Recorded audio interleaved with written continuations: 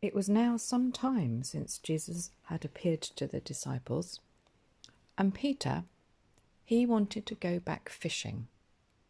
He told the other disciples that's what he was going to do. He had his boat at the Sea of Galilee, and some of them decided that they would come too.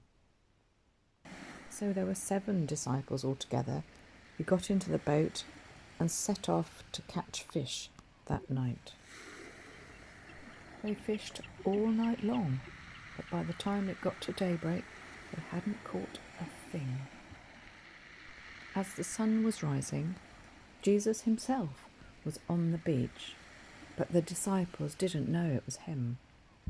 And he called out to them, "Have you caught anything?"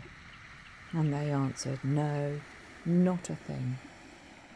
So he called to them again, saying, "Throw your net out onto the right side of the boat, and then you'll catch some fish." So even though they'd been fishing all night, the disciples threw the net out, casting it on the right side of the boat. And they could not pull it back in because they caught so many fish.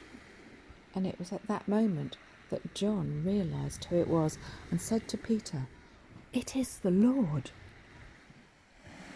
And when Peter realised it was Jesus, he leapt out of the boat into the water so that he could swim to shore first, leaving the other disciples to bring in the huge catch of fish.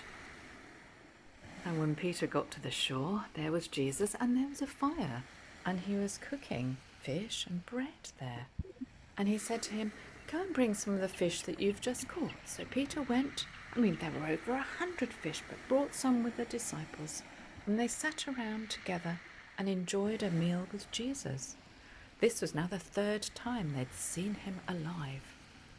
And after they'd eaten, Jesus spent time with Peter, talking to him and giving him the job he had for him to care for and lead his followers.